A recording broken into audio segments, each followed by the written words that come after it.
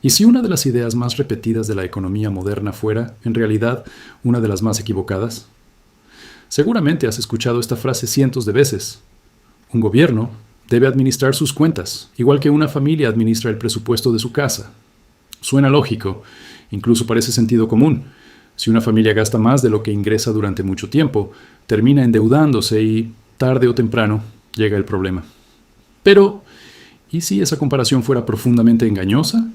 ¿Y si esa forma de entender la economía estuviera llevando a muchos gobiernos a tomar decisiones que frenan el crecimiento, destruyen inversión y terminan empobreciendo a la clase media? Porque mientras los titulares de todo el mundo hablan constantemente del peligro de la deuda pública, existe otra montaña de deuda que casi nadie menciona: la deuda de las familias, la deuda de las empresas, las hipotecas, las tarjetas de crédito, los préstamos corporativos. Y quizás sea precisamente ahí donde se encuentre el verdadero riesgo para la economía mundial. Hoy, en Ajedrez del Capital, vamos a desmontar algunos de los mayores mitos sobre cómo funciona realmente el dinero. Descubriremos por qué muchos manuales de economía siguen explicando de forma incompleta el funcionamiento de los bancos. ¿Cómo se crea realmente el dinero en una economía moderna? ¿Por qué un déficit público no significa automáticamente una catástrofe? ¿Y por qué algunos economistas sostienen que la verdadera amenaza no está donde casi todo el mundo está mirando? Cuando terminemos este análisis, probablemente nunca volverás a escuchar la palabra deuda de la misma manera, porque comprender cómo funciona el dinero es comprender cómo funciona el poder, y eso cambia completamente la forma de interpretar la economía. Comencemos por el principio. Existe una diferencia fundamental que muchas veces pasa completamente desapercibida. No es lo mismo una familia. No es lo mismo una empresa, y tampoco es lo mismo un Estado que emite su propia moneda. Una familia, cuando necesita gastar más de lo que ingresa, tiene que pedir dinero prestado. Una empresa que quiere ampliar una fábrica o realizar una gran inversión, también suele recurrir al crédito. Ninguna de las dos puede crear dinero. Simplemente utilizan dinero que ya existe. Sin embargo, algunos gobiernos poseen una capacidad completamente distinta. Pensemos en el caso de Estados Unidos. El dólar continúa siendo la principal moneda de reserva internacional. Eso significa que el gobierno estadounidense opera dentro de un sistema monetario muy diferente al de cualquier ciudadano o empresa. Y esa diferencia cambia completamente la lógica de las finanzas públicas. A pesar de ello, durante décadas hemos escuchado constantemente el mismo mensaje. El gobierno tiene que apretarse el cinturón. Debe hacer los deberes. No puede gastar más de lo que ingresa. Son frases que aparecen una y otra vez en el debate político. Pero, ¿describen realmente cómo funciona el sistema monetario moderno? Precisamente aquí comienza uno de los debates más importantes de la economía contemporánea. Por un lado se encuentra la visión tradicional, la que se enseña desde hace décadas en buena parte de las universidades.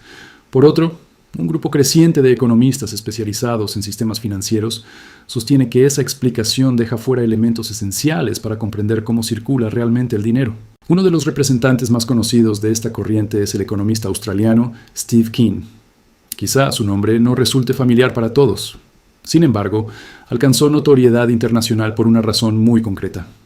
Años antes de la crisis financiera de 2008, cuando gran parte de los mercados seguía convencida de que todo marchaba bien, Keen advirtió que el crecimiento del crédito privado estaba creando una burbuja extremadamente peligrosa, y el tiempo terminó dándole la razón. Por eso, cada vez que analiza el funcionamiento del sistema financiero, muchos economistas prestan especial atención a sus argumentos. Y precisamente en los últimos días, este debate ha vuelto a cobrar fuerza. El motivo fue la publicación de nuevas proyecciones del Government Accountability Office, conocido como GAO, el organismo encargado de supervisar las cuentas públicas del gobierno federal estadounidense. Sus informes muestran que, si las tendencias actuales continúan, la deuda pública de Estados Unidos podría seguir aumentando durante las próximas décadas. Al mismo tiempo, el pago de intereses consumiría una parte cada vez mayor del presupuesto federal. Como era de esperar, numerosos titulares hablaron inmediatamente de una futura crisis fiscal, de una deuda insostenible y de la necesidad urgente de reducir el gasto público. Sin embargo, existe otro grupo de economistas que observa exactamente esos mismos datos y llega a una conclusión completamente distinta. Y aquí aparece una pregunta muy interesante. ¿Cómo es posible que expertos analicen las mismas cifras y lleguen a interpretaciones tan diferentes? La respuesta comienza en un lugar donde casi nadie mira: los bancos. Durante muchos años, la mayor parte de los libros de economía explicaban el funcionamiento bancario mediante un ejemplo muy sencillo. Imagina que Juan deposita 1.000 euros en un banco. Después, el banco toma ese dinero y se lo presta a María para que compre una vivienda o abra un negocio. Es una explicación intuitiva, fácil de entender, y durante mucho tiempo fue aceptada casi como una verdad absoluta. Este modelo recibe el nombre de Loanable Funds, o teoría de los fondos prestables. Según esta visión, los bancos actúan simplemente como intermediarios entre quienes ahorran y quienes necesitan financiación. Pero aquí aparece una sorpresa. En los últimos años, varios bancos centrales han reconocido públicamente que esa explicación no describe con precisión cómo funciona el sistema bancario moderno. Uno de los documentos más conocidos fue publicado en 2014 por el Banco de Inglaterra. Y su conclusión llamó la atención de economistas de todo el mundo. Cuando un banco concede un préstamo, no espera necesariamente a que otro cliente haya depositado previamente ese mismo dinero. Lo que ocurre, en términos contables, es algo muy diferente. En el mismo instante en que aprueba el préstamo, el banco crea simultáneamente un nuevo depósito en la cuenta del cliente. Es decir, una parte muy importante del dinero que utilizamos diariamente nace precisamente cuando el sistema bancario concede crédito. Y este detalle cambia completamente la forma de entender la economía. Porque si el crédito crea nuevo dinero, entonces el crecimiento económico depende mucho más de la dinámica del crédito de lo que la mayoría imagina. Ahora piensa en otra cuestión. ¿Qué ocurre cuando un gobierno gasta más de lo que recauda mediante impuestos? Muchas personas responden inmediatamente: ese dinero desaparece. Pero eso no es lo que sucede. Ese dinero entra en circulación, se convierte en salarios, contratos, pensiones, infraestructuras, compras públicas, pagos a proveedores. Inversión, en otras palabras, pasa del sector público al sector privado. Y precisamente por eso, numerosos economistas sostienen que el déficit público tiene una contrapartida directa. Mientras el Estado registra un déficit, el sector privado recibe nuevos activos financieros. Eso tampoco significa que cualquier déficit sea siempre positivo. Y este punto es fundamental. Si un gobierno pierde credibilidad, si el gasto alimenta una inflación descontrolada, si aparecen fuertes desequilibrios monetarios o cambiarios, las consecuencias pueden ser muy negativas. Por tanto, el verdadero debate no consiste en afirmar que todo déficit sea bueno o malo. La cuestión consiste en comprender primero cómo funciona antes de sacar conclusiones automáticas. Y es precisamente aquí donde Steve King introduce una idea que cambia por completo el enfoque tradicional, porque, según él, la mayor amenaza para la estabilidad económica quizá no sea la deuda pública, sino otra deuda mucho más silenciosa, una deuda que crece dentro de las familias, de las empresas seguidoras del sistema financiero. Y ahí es donde comienza la parte más interesante de toda esta historia. Y aquí llegamos al punto donde Steve King rompe completamente con la visión económica tradicional, porque, según él, las grandes crisis económicas de las últimas décadas rara vez comenzaron por culpa de la deuda pública. El verdadero detonante fue otro: la deuda privada, es decir, la deuda de las familias, las hipotecas, las tarjetas de crédito, los préstamos personales, la deuda de las empresas, los créditos corporativos y todos aquellos compromisos financieros que dependen de la capacidad de pago del sector privado. Puede parecer una diferencia menor, pero cambia por completo la forma de interpretar la economía. Pensemos en lo que ocurrió durante los últimos 30 años. En prácticamente todas las grandes economías del mundo, el crédito privado creció a una velocidad extraordinaria. Los bancos concedían más préstamos, las familias compraban viviendas cada vez más caras, las empresas se endeudaban para expandirse. Y durante un tiempo todo parecía funcionar perfectamente. Los precios de los activos seguían subiendo, el consumo aumentaba, la economía crecía. Pero existe un límite que tarde o temprano termina apareciendo. Cuando una familia destina una parte creciente de su salario únicamente a pagar intereses, tiene menos dinero para consumir. Cuando una empresa utiliza buena parte de sus ingresos para devolver préstamos, invierte menos, contrata menos trabajadores, reduce su capacidad de expansión. Y poco a poco toda la economía comienza a perder dinamismo. Aquí aparece un concepto que suele pasar desapercibido fuera de los círculos especializados: la velocidad de circulación del dinero. No basta con que exista mucho dinero en una economía, también importa la rapidez con la que ese dinero cambia de manos. Cuando las familias compran, las empresas invierten, los salarios aumentan y el crédito financia actividades productivas, El dinero circula rápidamente, pero cuando una parte cada vez mayor de esos ingresos se destina únicamente al pago de deudas, la circulación comienza a frenarse. Y cuando la velocidad del dinero disminuye, también suele hacerlo el crecimiento económico. Precisamente eso es lo que Steve Keen considera uno de los mayores problemas de las economías desarrolladas. Mientras gran parte del debate político gira alrededor de la deuda pública, la deuda privada continúa aumentando silenciosamente. Y, según esta interpretación, ahí podría encontrarse el verdadero origen de muchas desaceleraciones económicas. Ahora bien, conviene hacer una aclaración importante. Esta no es una teoría aceptada de forma unánime. Muchos economistas discrepan profundamente de Steve Keen. Argumentan que una deuda pública excesiva puede desplazar la inversión privada, elevar el coste de la financiación y reducir el margen de actuación de los gobiernos en futuras crisis. También advierten que políticas demasiado expansivas pueden alimentar la inflación y generar desequilibrios fiscales difíciles de corregir.